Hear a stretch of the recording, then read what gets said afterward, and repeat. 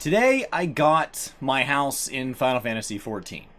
For those of you that don't know how the housing system works, basically, up until this point, they built a system in 2.0 to function as this social mesh of this kind of networking space where you would have these living, breathing neighborhoods with these houses of guilds, and we've later allowed private individuals, and we've jacked with the way it's priced, and we've set it really high for legacy servers, and we've allowed this. But what it has filtered its way down to as of today is that if a medium or large plot becomes available, somebody will transfer there from a small plot and cut the line. A small plot is somewhere within the ballpark of 3 to 4 million gil, which to the vast majority of the player base is a number they either have with no problem or can get with no problem. There are individual items in this game that trade at 9 and 10 million. There are plenty of items that trade at 1 and 2 million. There's an even larger number that trade at 1 to 200,000. And there are a lot of small commodity items at 300 or 1,000 that you can sell large quantities of fairly regularly. So money is easy to get. So what happens? Well, in order to curb various bad behaviors over the years, as of today, we have a system where there are signs where a house is available, and that sign has an invisible timer associated with it, and the first person to click and have the money, which I just said is not a problem, wins. And so what you end up doing is you end up clicking on the sign repeatedly. This can be done with a series of keybinds where you use 0 to click, 0 to confirm, 0 to decide you want to purchase, 4 to confirm the purchase, and 0 to confirm that confirmation. And you can tab that. There are people that bought this, which is against terms of service. There are people who have a friend come over and they take turns clicking, which is against terms of service. This puts people in a position where all of the solutions where somebody feels like they've made this manageable are against terms of service. And they're all against the spirit of the game, because the game just doesn't resolve it well. With 6.1, we're getting more housing.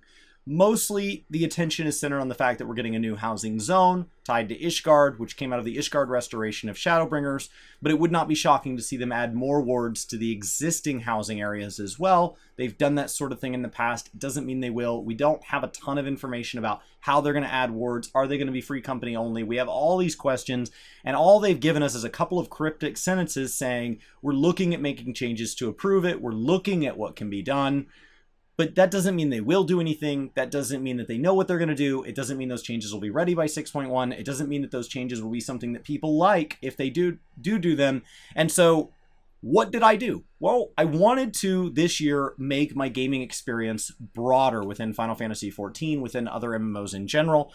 And so one of the areas that I had never made time for, alongside things like Savage and learning other jobs and things like that, was housing. It's one area that I've always said, yeah, it looks like it sucks, and didn't really come take a part in that.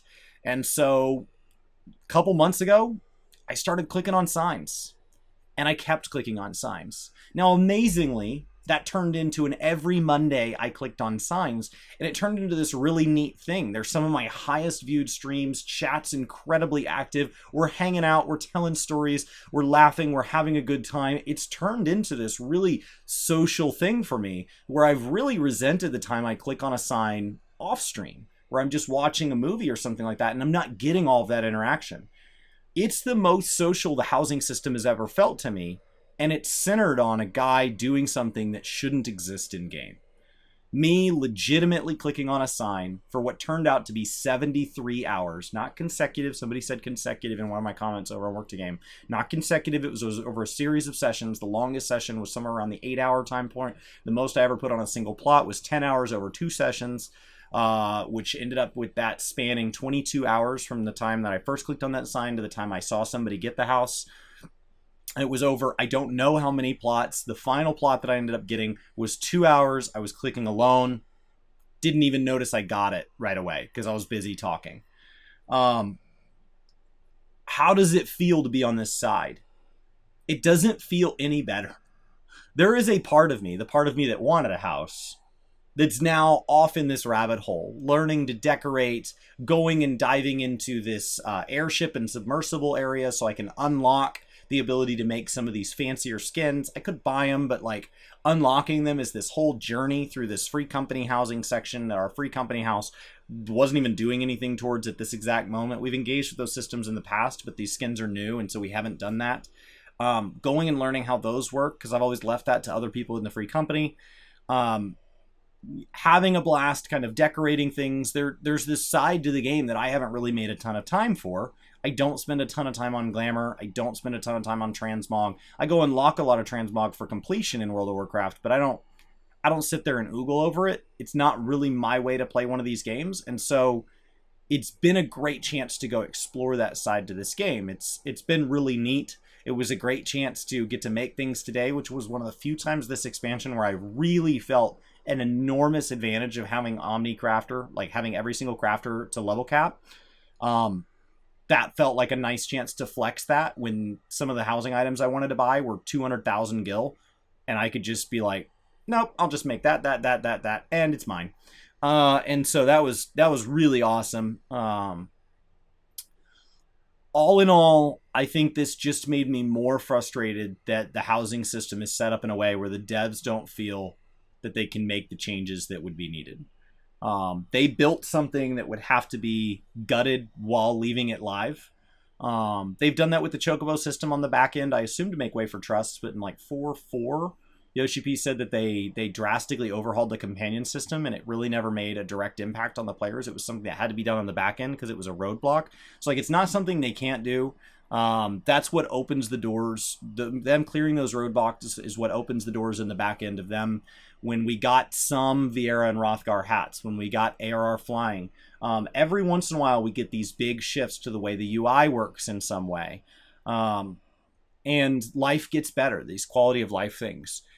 Housing is its own silo of content, and for them to tackle that for what ultimately is a small percentage of players that get to engage with the number of plots is hard if it's not going to drastically increase the number of plots. It doesn't matter that a handful of people own a couple or many. It doesn't matter. The number of people that want a house and the number of free companies, that total number of houses desired to be consumed, and the number of houses that exist is a finite number on each server, is so off. That kind of disparity, that wealth gap between the people that have a house and the people that want a house, it's massive. It's an impossible gap. And it really puts a lot of pressure on Island Sanctuary, in my opinion. It puts a lot of pressure on, and they've been really silent on Island Sanctuary so far, considering how big of an interest in it there is. And I think a lot of that interest centers on people that want housing. I think a lot of that interest centers on people that want something from instanced content. In a game that has new instanced housing cosmetics added like basically every patch, it's incredibly frustrating that those are something that the vast majority of the player base doesn't get to interact with. So I feel good. I feel really excited. I don't know what it means for Mondays. I didn't have a plan. I just assumed this would last into perpetuity. Some part of me was like, I'll probably be doing this in August, maybe November, maybe January. And so I really didn't have a plan for Mondays. So I've got a couple of ideas on what that means that I can get done. There's still some things that I need to dive into with housing. There's still some housing decorating to go on. So I am really excited, but I'm bummed that I'm not more excited, because it just really makes me more aware of how silly it is that I did that. If I was not a full-time content creator, there is no way I could have given 73 hours of my life to click on a sign. If you guys had not been there along the way, as a full-time content creator, of course, there was financial support for those streams, and that's awesome, but just people to chat with, people to hang out with. We laughed, we told stories, I met a lot of new people. We have a lot of people come in and ask questions about other videos. It's a really easy subject. Clicking a sign takes so little activity that it's a really easy time to sit there and say, yeah, let's talk about whatever you want. Today when I ended up getting the click, somebody was asking, hey, Phil was asking, how do I get back into Paladin? I'm returning to the game and I want to play Paladin. Been away for a little bit. How do I how do I play Paladin? How do I get back in? And it's like, well, work on your rotation first. Let's talk through the Paladin rotation just a touch, just kind of to scratch the surface of it. I'm not the expert Paladin, but I got enough basics under my belt that I can help you get back in on it. And it's a neat activity to get to do that. But that's unique to this side of the camera. That's not something that the vast majority of people that want a house have as an outlet, or maybe even want. I think a lot of people don't have any interest in content creation. And so that's like a weird side effect that content creation made something tolerable that shouldn't exist. I don't know what the better system is. I don't know if Island Sanctuary is so amazing and the only way we can get is they're just going to delete all houses. I don't know. That's not going to happen, by the way. I don't know if, we're going to just move into a lottery system, or we're going to move into a bidding system on the auction house, or I'm willing to hear out any suggestion. At this point, the notoriety system from the relic stuff for the solos, where if you have clicked on a plot that sold within 12 hours of you clicking on it, you get notoriety towards you, which is a system they used for picking solos, where you now get a little bit of priority. So houses are available 1 hour sooner to you for every point of this kind of notoriety system you get. And you can, if you're regularly clicking on signs, you're building up notoriety, which encourages you to go click a few times and move on with your life. I don't know what that option is. It doesn't matter, as I'm wildly out of focus. It doesn't matter what the plan is,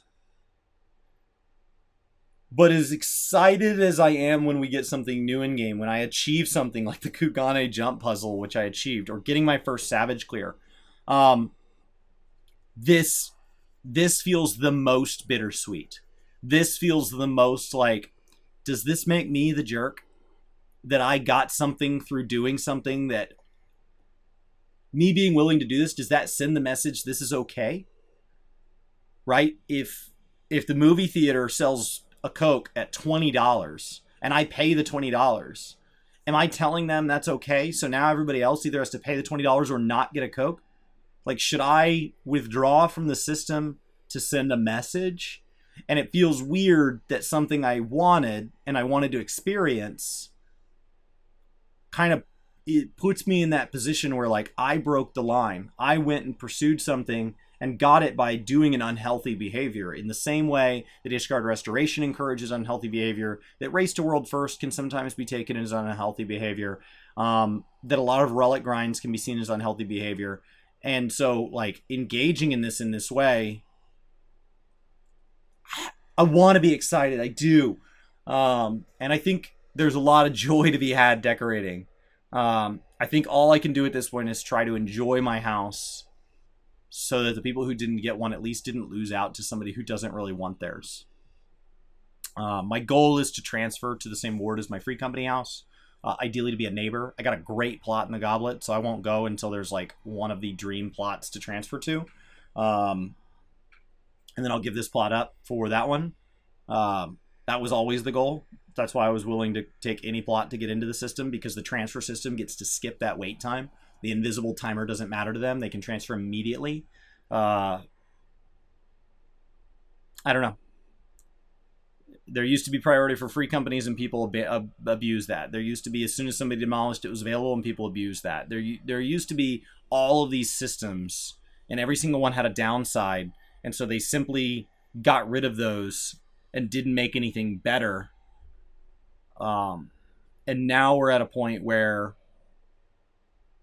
there's just this critical mass of people that believe they're getting an Ishgard house. When I see somebody come into our work to game comment section and say, hey, I just joined the game and I hate gold making, but I'm going to start trying really hard to make gil so I can get a large plot in Ishgard, and I'm going to get one. You're going to do content you hate because you're positive that you're going to get a large plot. And like, all I can see is heartbreak. I'm just literally seeing a little, like, they're so new in the world of Final Fantasy 14. They may have thousands of hours of gaming experience, but in this space, they're so new. They literally have an icon next to their name. They're saying they're a Sprout, and they're that little kid on their bike, and they're pedaling so hard, and they're running right towards a wall. And I don't see a way that it ends well. They've got to do something, but I don't know what that suggestion is. I think for me, moving towards some sort of priority system, whether it be auctions or whether it be lottery or whether it be notoriety, some sort of system where giving up 73 hours does not give you an advantage. Because that's 73 hours I could have been playing Final Fantasy 14. And depending on how you define it, I wasn't. I was logged into their game, but I don't really know that that was playing 14. And I kind of feel the same about Praetorium and Castrum. I think those should be made into single-player scenarios, and we should get rid of MSQ Roulette. Don't get me wrong. I do it all the time because it's great XP for very little effort. But I don't know that it's healthy. I think that it's encouraging unhealthy behavior. So, I think ultimately Housing Savage, which is the nickname for it because it's so hard to get a house, is now complete. I got my clear.